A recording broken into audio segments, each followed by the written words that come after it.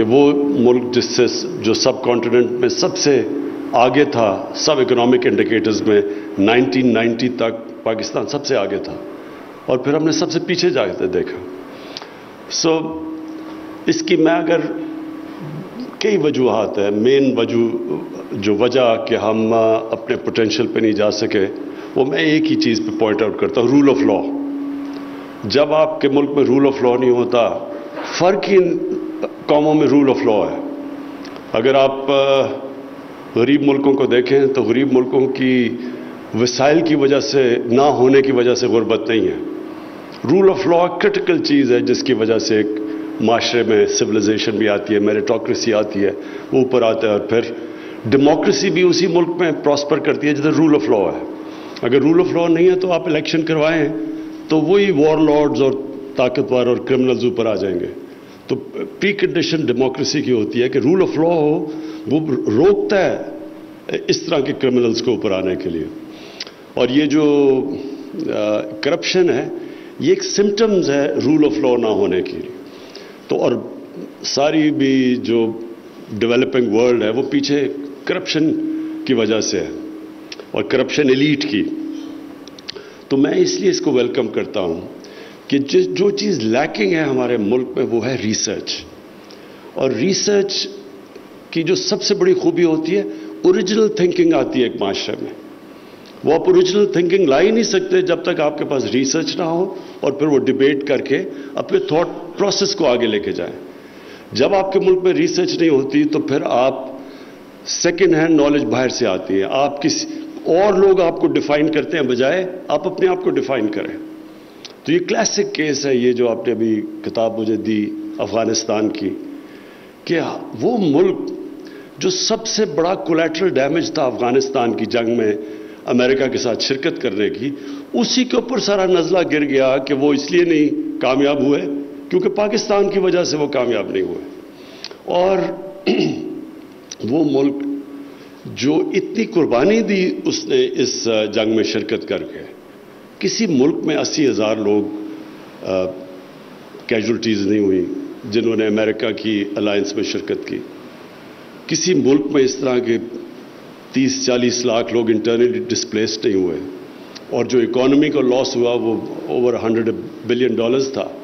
لیکن اس کے باوجود آپ پچھلے 10-15 سال کے اخبار اٹھا کے دیکھیں، 12 سال کے، جو بھی مغرب اخبار ہوتا تھا کسی نے پاکستان کو کریڈٹ نہیں دیا اس کا، بلکہ بدنامی ہوئی کہ ڈبل گیم کھیل رہے ہیں اور یہ کر رہے ہیں اور وہ کر رہے ہیں، جبکہ غلطیاں ساری وہ کر رہے تھے اور وہ سارا اسکیپ گوٹ پاکستان بن رہا تھا.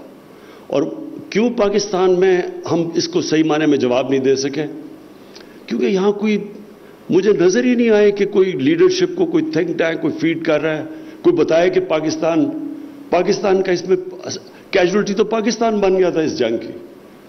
وہ ایکسپیکٹ کر رہے تھے کہ پاکستان جتائے گا ان کو جنگ، اور پاکستان خود اپنے آپ کو بچا رہا تھا جو پاکستان کے اندر جس طرح کی تباہی میں تھی.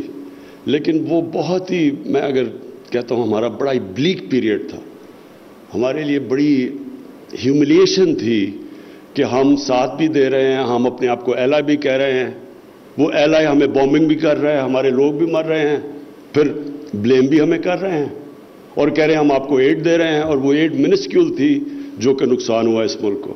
لیکن بالکل یہ بھی ہمارا بہت بڑا ایک کیا میں کہوں کہ ایک خلا تھی، ایک ویکیوم تھا کہ ہماری جو انٹلیکچول لیڈرشپ ملنی چاہیے تھی جو اس چیز کو اوپر لے کے آتی، وہ بھی نہیں تھی. یہاں ملک بھی بٹ گیا دو لوگوں کے اندر، ایک امریکہ کے اگینسٹ کھڑے ہو گئے اور ایک پرو امریکہ کھڑا ہو گیا پاکستان کے اندر جو چھوٹی سی کلاس تھی. تو ہم بالکل اپنا پوائنٹ آف ویو دنیا میں پروجیکٹ ہی نہیں کر سکے. اور اسی طرح اگر آپ آگے چلے جائیں تو یہ سارا جو اسلاموفوبیا دنیا میں، یہ صرف ہمارا قصور نہیں ہے. یہ مسلمان دنیا کے اندر دیکھیں کدھر ہیں وہ تھنک ٹینکس جو کہ جواب دیتے کہ ٹیررزم اور اسلام کا کیا چکر ہے، ان کی کیا کوریلیشن ہے.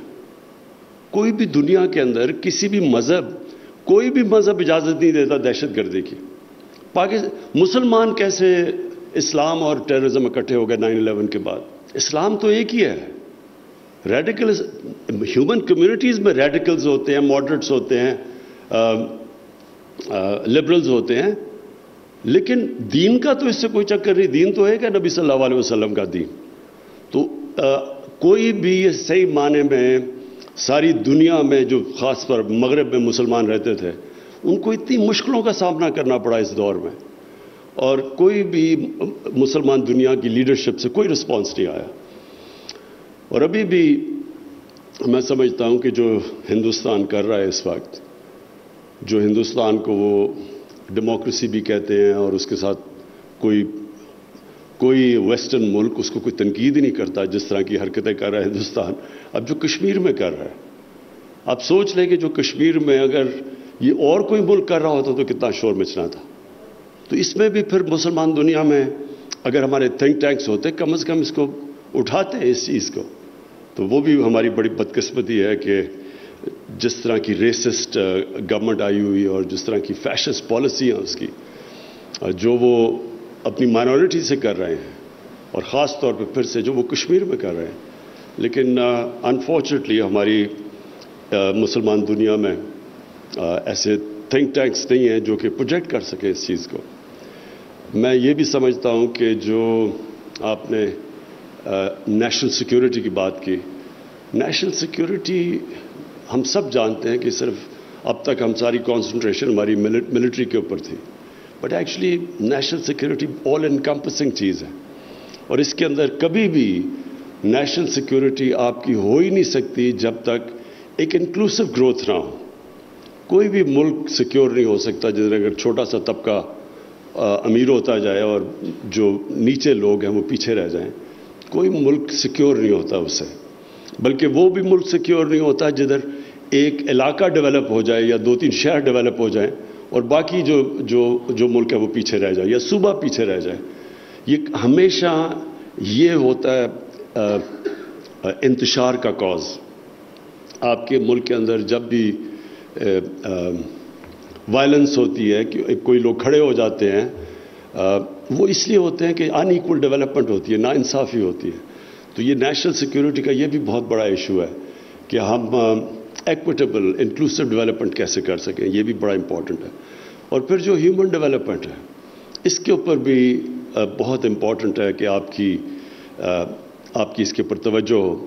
میں یہ چاہتا ہوں کہ آپ ہائی لائٹ کریں کہ یہ جو ہمارا یہ 3 tiered سسٹم بن گیا ہے, یہ دیکھنا اگر ہمارے پاس صحیح تھنک ٹینکس ہوتے, ریسرچ ہوتی, تو اس کے اوپر تو کوئی کامنٹ کرتا کہ تھوڑے سے بچوں کو آپ انگلش میڈیم ایجوکیشن دے رہے ہیں, پھر اردو میڈیم ہے, پھر دینی مدرسے ہیں, اور پھر ہم سمجھتے ہیں کہ اس کا فال آؤٹ نہیں آئے گا پاکستان میں.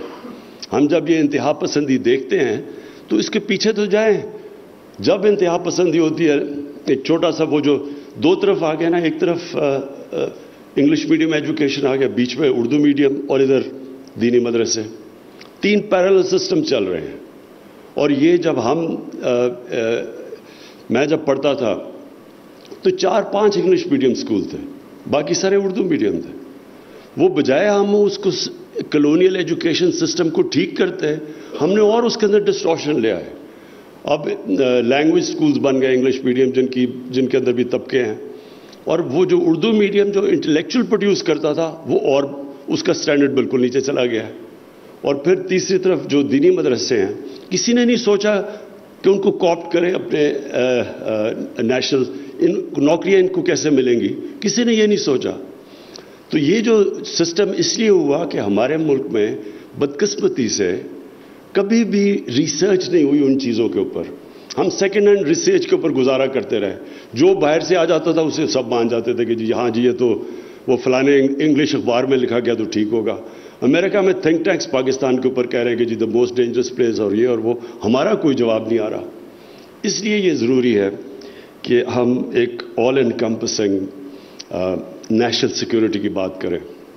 اور اس طرح کا جو آپ کا تھنک ٹینک ہے معید, یہ سٹارٹ ہے. میں امید رکھتا ہوں کہ پاکستان میں اور بھی اس طرح کے کوالٹی کے تھنک ٹینکس بنے جو کہ پھر کمپیٹ کریں ایک دوسرے سے. پتہ چلے کہ کون بہتر ریسرچ کر رہا ہے, کس کی زیادہ اچھے پیپرز پروڈیوس ہو رہے ہیں, دنیا میں کون اس کی کریڈیبلٹی کس کی ہے.